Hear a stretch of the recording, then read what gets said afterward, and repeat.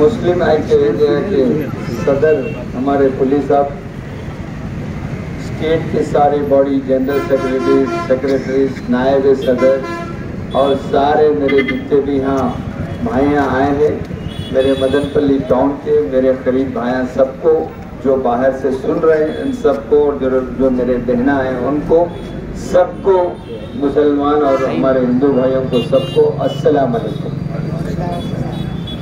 आज मुस्लिम ऐक्य वेदिका एक मुस्लिम जागरण प्रोग्राम का एक बस यात्रा चलाए।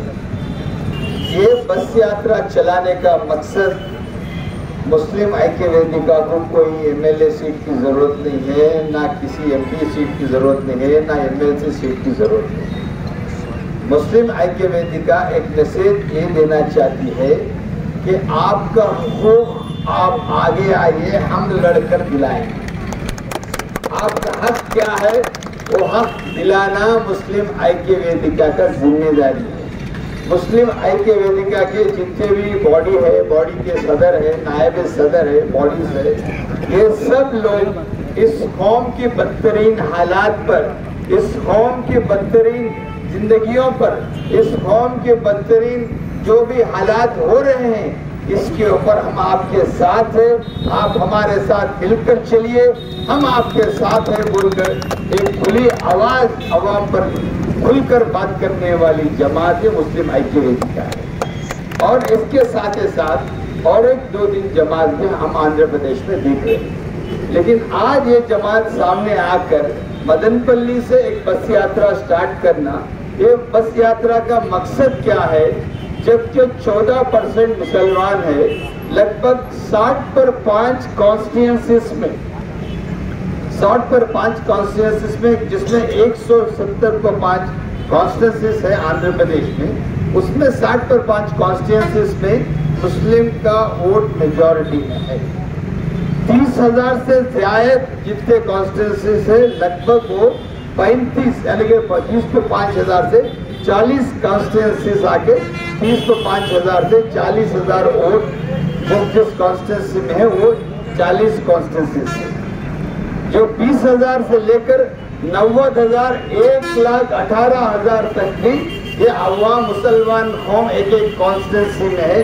जैसा करनूल है, जैसा कड़पा है, जैसा आपको रायचोटी है, जैसा मदनपल्ली है, जैसा पीले है, जैसा ताड़पत्री है, जैसा श्रीशैलम है, जैसा आदोनी है, ऐसा हर कॉन्स्टिट्यूंसी, अनंतपुर है, आप काकीनाडा जाइए, विजयवाड़ा जाइए, गुंटूर जाइए, ये सब constituency majority vote deciding factor है। और एमएलए अगर जीतना चाहे वाइट मुसलमानों के वोट से वो जीत सकते हैं। लेकिन आज मुसलमानों को एक खुला एक ऐलान करना चाहिए, जो हमारे साथ है हम उनके साथ, हमारी जरूरत पर, हमारे हालात पर, हमारी जिंदगियों के मुस्तकबिल के लिए, हमारी औकात की जायदादों को बचाने के लिए, हमारे बच्चों के हुकूक दिलाने वाले, हमारे बच्चों को अगर पढ़ना चाह रहे हैं उनको बेहतर इल्म दिलाने वाले और हर एक के साथ बेहतरीन हालात करने वाली पार्टी जो है वो हमारे साथ है। कुछ बोलना चाह रहा हूँ, हिंदुस्तान में मुसलमानों की हालात इतनी बदतरीन है, जो Sachar committee report, Ranganatha commission report खुले ऐलान के साथ कही है कि मुसलमानों की हालात बदतरीन है, जिससे SC/ST भाइयों से भी बदतरीन हालात है। अगर आप लोग इसका एक हालात पर इसको बराबर आप सब मालूमात नहीं करें, हालात पर अगर लोगों पर इल्म नहीं लाए, तो कौन उसकी जगह अल्लाह के ऊपर तवक्कल रखते हुए अपनी जिंदगी करने वाला मुसलमान, वो किसी इंसान या किसी पार्टी से किसी, लेकिन आपका हुकूक लेना भी आपके एक हक है। आपका जो हुकूक क्या है, आपके औकात की जायदाद जो भी प्रॉपर्टी है उसको बचाना, ये आपका हक है। जो हुकूमत है वो उसको है। आपके अगर गरीब बच्चियों की शादियां हो रही, शादियों को शादी मुबारक या तोहफे के नाम से बच्चियों को थोड़ा बहुत फाइनेंशियल असिस्टेंस देना इस हुकूमत की जिम्मेदारी है। जो बच्चे पढ़ रहे हैं इनकी बेहतर पढ़ाई के लिए उनको स्कॉलरशिप फीस रिएम्बर्समेंट देना लाजमी है। इसके साथ ही साथ जहाँ जहाँ जिस आदमी के साथ जुल्म हो रहा है, इसकी मिसाल मैं देखता हूँ कि नंदियाल में हमारे भाई अब्दुल सलाम की मौत किस तरह हुई मालूम है आपको? अब्दुल सलाम मेरे भाई, अल्लाह उनको जन्नत मग़फ़िरत करे, क्या उन्होंने जुल्म को बेइंतहा बर्दाश्त के बाहर होने के बाद अपने बच्चियों को ले जाकर रेलवे की पटड़ी पे बिठाकर उनको 2 हाथों 2 पाँव बंधाल कर बच्चों को सुलाकर उन्होंने और उनकी बीवी पटड़ियों में सो जाकर रेल के नीचे शहीद हो गए। शहीद आपको मालूम है नहीं मालूम है, आदमी खुदकुशी करना इंसान के लिए इस्लामिक तरीके से हराम हो। जब आदमी अपनी जिंदगी अपने लिए तंग हो गई, जब ये जिंदगी ये जमीन उनके लिए तंग हो गई, ऐसे हालात में वो करे हैं ताकि हमको पूरा उसका इल्म नहीं, लेकिन उनके साथ पूरा सरासर जुल्म हुआ है। तो जुल्म का इंतहा हो गया, जुल्म का कोई एक हुदूद नहीं है। वो बेहद जुल्म पाने के बाद उन्होंने फैसला किया है कि अब ये जमीन पर जीना हमारे लिए जरूरी लाजमी नहीं, हम जी नहीं सकते। तो इस हालात में वो अपनी जान गंवाई, खुदकुशी करी, लेकिन उससे वैसी कोशिश करना हराम है। जबकि अगर कोई आपके साथ या कोई मुसलमान के साथ जुल्म कर रहा है, आज का सोशल मीडिया एकदम कामयाब है, जबकि आपको बोलने का प्रेस मीडिया कामयाब है।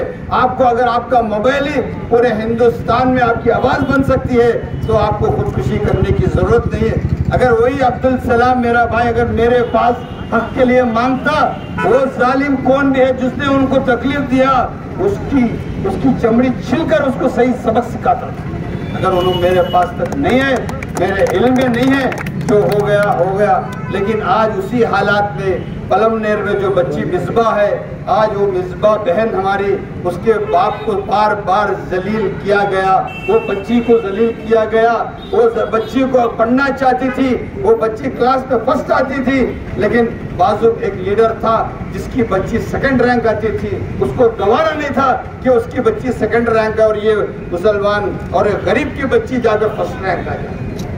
उनके ऊपर इतना जुल्म करने के बाद आज वो बच्ची मिसबा ने माँ बाप के लिए खत लिखा, आप मेरे लिए इतने जिल्लत और इतने बेइज्जतियाँ महसूस कर रहे, कहाँ जा रहे हैं, आपको बेइज्जती मिल रही है मेरे वजह से, लिहाजा मैं रहना या नहीं रहना दोनों भी बराबर है। इसलिए मैं मेरी जान अपने आप को मैं खुदकुशी करना चाहती हूँ, मैं अपनी जान को गंवा लेना चाहती हूँ। लिहाजा मैं अगर जिंदी रहूँ तो बराबर मेरे माँ बाप को पुलिस से, हेडमास्टर से, टीचर से, सबके साथ जुल्म हो रहा है, इसलिए मैं अपने जान गंवा। आज मैं क्या बोलता हूँ, जब वोट चाहिए तो मुसलमान चाहिए, वोट होने के बाद जब मुसलमान होना है बोले तो मुसलमान के हुकूक की जरूरत नहीं है, मुसलमान की मसाइल की जरूरत नहीं है, अगर SC ST की मसाइल की जरूरत नहीं है, BC की मसाइल की जरूरत नहीं है। जबकि वोट इनका सब होना है, जब उनकी तकलीफ है तो उनके साथ कोई आदमी नहीं खड़ा। तो मैं कहता हूँ ऐसा लीडर हिंदुस्तान या आंध्र प्रदेश के लिए होने से नहीं होना जरूरी है। ऐसा आदमी कोई हमारा लीडर या किसी कौम का लीडर नहीं बन सकता, ना SC ST का लीडर बन सकता, ना BC का लीडर बन सकता, ना माइनॉरिटी का लीडर बन सकता, ना क्रिश्चियन माइनॉरिटी का बन सकता, ना मुसलमान का बन सकता। इसलिए आपको मैं कह रहा हूँ, ये जो भी आज हालात है, आप अपने आंख खोलिए। आज मैं आपको एक बात कहना चाह रहा हूँ, मैं किसी का नाम नहीं लेता। हैदराबाद में 95 से पहले बराबर दंगे होते थे हिंदू मुसलमान के नाम से, बराबर तकलीफ दिया जाता था, बराबर कई लोग शहीद हो जाते थे। जबकि एक आदमी जिसने कमर बांध लिया, उसने कहा कि आज के बाद ये दंगे नहीं होंगे, इंशाअल्लाह मैं हुकूमत में आया हूँ, ऐसा कुछ हुआ तो इसको बराबर सबक सिखाने वाला वही शख्स मैं हूँ। उसके बाद हालात को लोग दुरुस्त करते गए। आज हैदराबाद में कहीं भी ऐसे दंगे नहीं। आपकी औकात की जायदाद पर कई लोग कब्जा करके खा लेना चाहते थे, लेकिन औकात की जायदाद बचाने वाला वही शख्स। आप जब 2002 में गोधरा कांड हुआ, गोधरा कांड में भी क्या बोले उन्होंने, मैं एक सेकुलर चीफ मिनिस्टर हूँ, मैं बोल रहा हूँ जिसने ये कांड किया उसको रिप्लेस करो, उसको रिकॉल करो बोलकर खुली आवाज देने वाला हमारा